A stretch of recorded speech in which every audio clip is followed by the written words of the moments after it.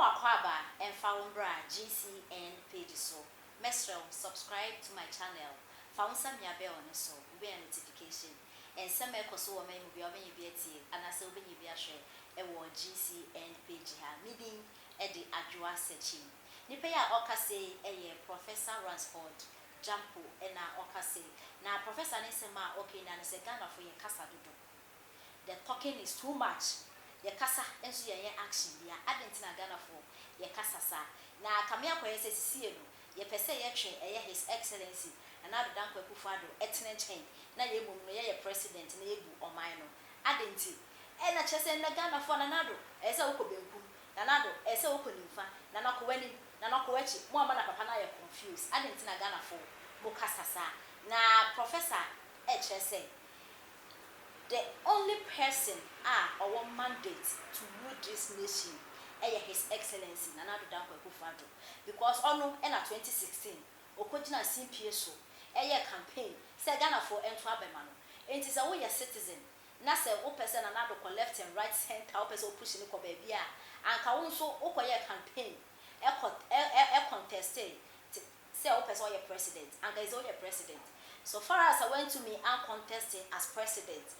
Na His Excellency Nana Akufo Addo Nana one Addo Preman I contested I campaign akese Ghana for ya to Abama no be president in Kwande only penny ha our mandate so obey rule of my Ghana for you to push in the right left center na na the entire Professor Jampo can say na say His Excellency Nana Akufo Addo at the list of cabinets our nyomo eba be adwuma e wo memu omo between full na nakwaha na ye say at the list number na nani omba be adwuma na Ghana for e kase na nado sisi e kwado second term e kwado aye te say bibi nyama ye slow na de ade a we hu so kra na list no de e ba na de nti e na we security asore no afima je say ye hu security minister leading e wo Ghana for so mo entiase na no e na Professor Jampo e che say Ghana for ye pekasa the talking is too much ye jai na nado na own nation because ono and our president and our nimia oye yen to me push papa ne sa yen to me boss no around sa because ono your president nana edwano eye wo de anti professor Ransford Jampo just yen jai na own nation na he knows what he's doing and some say and a professor ede etuja Baby, you. Near me din can catch on and say National Security Minister no and the position here is so sensitive. Papa, in my view, no, what they don't call cabinet merely an advisory body now. When we do the position, no. Okay. Oh no, share president almost every week. Another my president briefing every day. Every day. On the president in our for.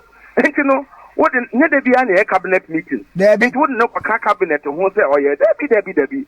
He meets and briefs the president even on a daily basis. And she said in the back one it doesn't do anything to his role in the governance process. Well, and you know, Yankee governance and I say, the other bit is that Akufo Addo Oboni say our mandate to govern. Okay, onuna okobontua and you can say Michelle Ghana for and based on some no catch Ghana for man mandate say ombebu mine no enti no say a man mandate so obebu mine na onu na ni suade hu no and na ode yeden eni suade hu na or sell it to us in the lead up to elections and na ode yeden odi bu o mine no enti no enye me was said this say ye be determine say ministry bi hu hia ese ministry bi ono na oni ministry bia ne nea opese sa ministry no eye enti no wo e bia be for say ministry we dey nka ehu hia but ono so na what certain agenda what certain vision or one mandate no enti no nea wo no e bia wo for say hia wo no e bia president no ono so for say they be giving his vision no opese placing much emphasis on this and that and not what you are thinking about enti no enye yen na ye ya to abama yen so yen government we have a certain role to make comments and to criticize where necessary. But in our criticisms and in our comments, we must also be mindful of the fact that somebody has been given a certain mandate to govern. And no money mind. Be some of the comments, say Mr. Nchofo, where there is the greatest of respect, but as a more apekasa, you used to try as a culture of silence. And now,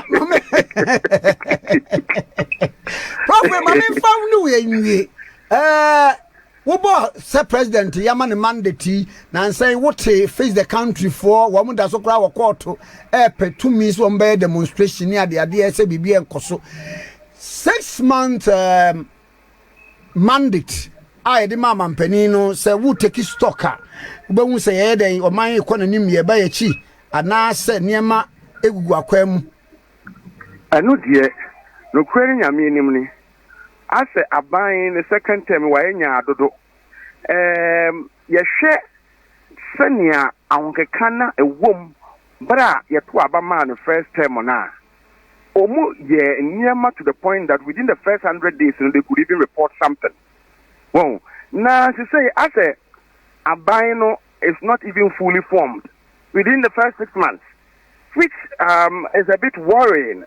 Last time, on 2017, President Akufo Addo, 6 months, and that is all my former government that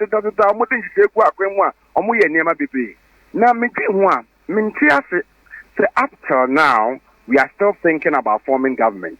Affiance and a year 30 deputy ministers, and up to 30 ministers, governing boards and councils and Myanmar folk, they are yet to be fully constituted. And I know, Claudia, Imatisia say university governing boards, no, council, no, Emma, Yentinia be cra to sni Elm. Never be bashing chain, be bashing chain, you know, Mintiasi, Namum, I just say. But one more explanation be about say.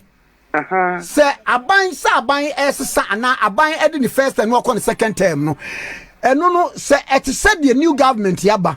Afen na say kwa version of there been it said the new government yaba. Can you new government buy and within the first 100 days and everything was in place. Sure. In na my year what 4 years, work up 5 years.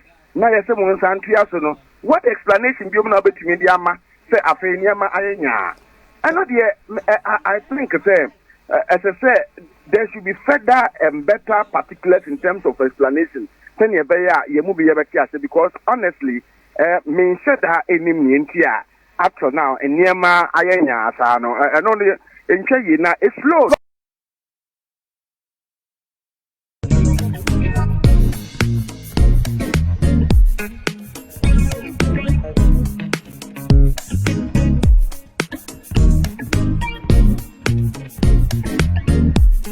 Say CEO senior, Director General senior, MD senior, various state agencies senum yenyi nyina DC MC Metropolitan nyina afekwa na say ebeba again 6 months into your administration I can say what you compare the previous administration now I to me my President Akufo Addo now he was in a hurry on one kasa kan he didn't have time to wait he was so much in a hurry. So he hit the ground running.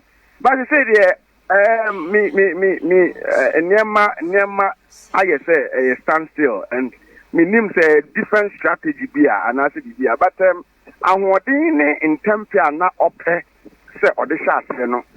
Fast I want in temper so anything because America would to America na say, yeah, abutena, to me and slow down, to me and relax it. Into the same strength, the same energy, the same dealer. On the chassis in 2017, as you say, as a SWAT, yes, Romo. Say, or minor development and 1 7 years. And you know, just one nerve. You know, now one can come when I wait. I mean, 6 months, we are still forming government. I think, say, it be yes, now, it's answer now, or one can set a standard at what. From 2017 into no ya stick no almost set na ye dey judge almost say near courses say yeah almost slow down and then ya standard almost set in 2017 and then no abubra into no among come Prof we dey ne kura pa no me MPP aban e ba first term no projects bi ni policies bi a wo mu di gu akwan mu free senior high planting for food and jobs creation of job opportunities ye fa nurse for be 50,000 near chire we ebeba covid ba ye niema intervention social interventions no ade election ya ye 2 ye emuko pai mra se bedwa kra pai se 137 any aban 20 sunsan so de koyeye amanfo hwe de aban interventions